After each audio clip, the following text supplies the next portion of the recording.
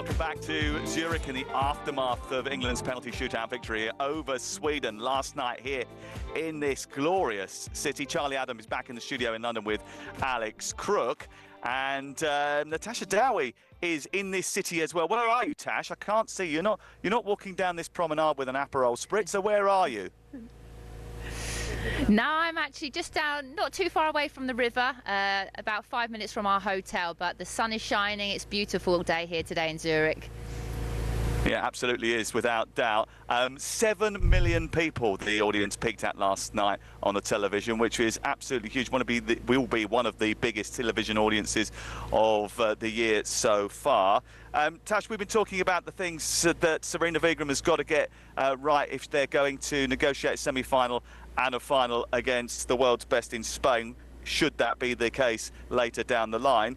But 75 minutes into the game last night, England were going home. You were getting frustrated in commentary about the fact that Sarina Wiegman hadn't brought the substitutes on. But when she did bring on Michelle Agyemang and Chloe Kelly, boy, did they make a difference. They did, and sometimes you feel stupid questioning Sarina Wiegman because of what she's done with this nation so far and her record as a manager. But it is frustrating, you know, especially when for a good 70 minutes England was so poor. Sweden's game plan was perfect, and you just think, why is it taking her so long to put the subs on? I know what it feels like as a player, and you want to feel like you've got an impact and you can have an impact. And for me, 15 minutes didn't seem long enough.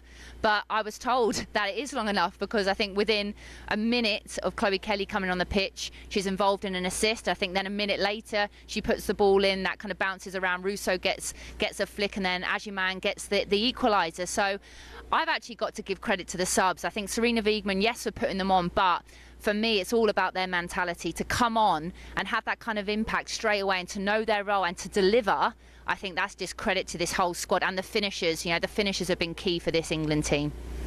Yeah, I was sitting about 10 rows in front of you, and like, you know, from my perspective, it was about the energy and the desire and the level of determination to make an impact on the game straight away. There's no waiting around. Chloe Kelly made a tackle straight away as soon as she came on the pitch, about 10 yards inside her own half, chasing back to win the ball, turned it over, and then very quickly they were on the front foot. That was the kind of energy that England were lacking at this moment in time. She did do her job, and afterwards she spoke to our reporter Courtney Sweetman-Kirk and gave her reaction to her impact coming off the bench. I can't lie, it was mad, but it just shows what we're capable of as a team. We get over the line no matter what we face. Hannah was unbelievable, but belief in our squads, belief in our staff, and we got the job done. Tash, it's interesting to hear the word belief coming out there. Do you think this could be a turning point in the tournament for England? Because I know they had those two big wins in the group stage, but it didn't start very well, did it, against the French? And obviously very disappointing for large parts of last night. Do you sense that confidence will grow now? Has that been a problem, do you think, amongst the Lionesses, a lack of confidence in this tournament? No, I honestly don't think that's the case. I think this team is so full of confidence. I mean, they're the holders. You know, I think it's the last 4 major tournaments they've reached the final. So these players are used to winning Champions League football. They're used to winning the treble. They're absolute winners. So I think belief and confidence is something that absolutely is not lacking in this team and with Sarina Wiegman.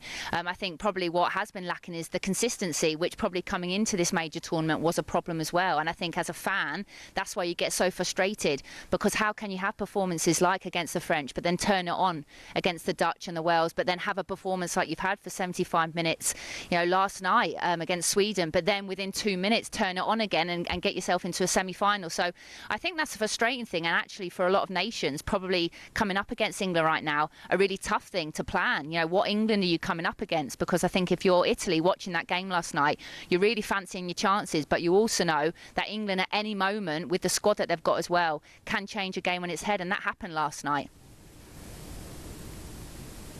Yeah, what was really frustrating, I think, for England fans was the fact that they got themselves into a really good position with those substitutions, 2 goals in 103 seconds. And then when it gets to extra time, they allow the momentum to swing back Sweden's way, Tash.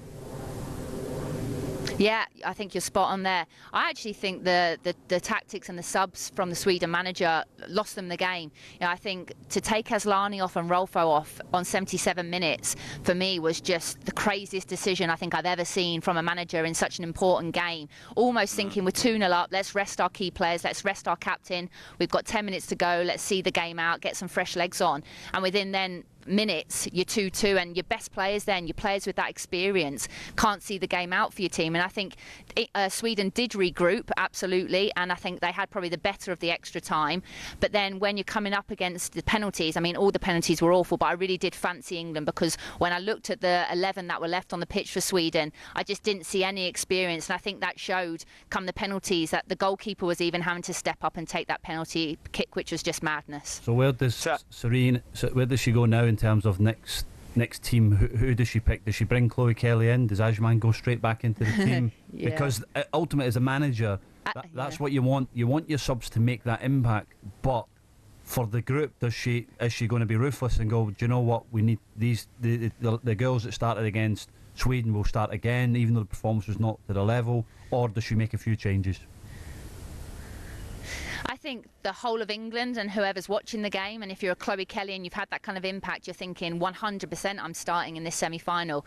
But it's Sarina Wiegman, and I think we all know she's not going to make changes. She doesn't. So I think she'll have the same starting 11. I really believe that, even though I think Chloe Kelly deserves to start. I think maybe Lauren Hemp was running on empty towards the end, and she has been having to manage her minutes. She missed 5 months of the WSL season.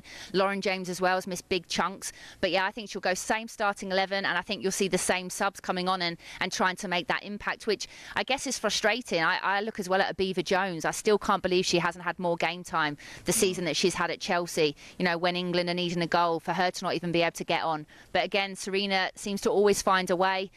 So again, this motto, in Sarina we trust. We have to trust her again in the semi-final, that she makes the right calls. I'm sure Aggie Beaver-Jones is absolutely furious. Player of the year at Chelsea, scores a lot of goals. When they need goals, they don't turn to her, which is a shame. Be interesting to see about Michelle Ajman. She was brought on as a wild card really into the squad, and she certainly had an impact. And she's only a teenager, and she deserves a lot of credit for the way that she applied herself when she came off the bench. I do find it a little bit worrying, though, Tash, that you're talking about someone's penalty taking, having seen Joe Shannon save a penalty from you in the media game earlier in the week. I love that. Do you know what, boys? It's a hard life being a striker. You can score 8 goals past him, but that one penalty save, he's going to be remembering that for the rest of his life. I had to give him his moment, didn't I? Put it that way. I had to give him his moment.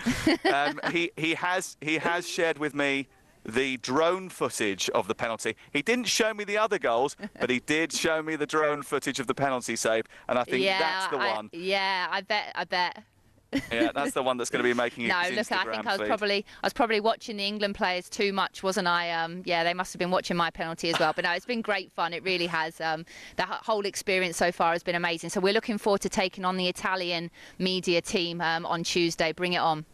Yeah, good luck. Cheers. Thank you very much, Tash. Tash Dowie, who is one of, and the boys tell me, the most competitive footballers that they've ever played with. And some of the girls and boys yesterday were on the wrong end of that. I did think she ended up scoring double figures in the end against them over 2 or 3 games out here in Zurich.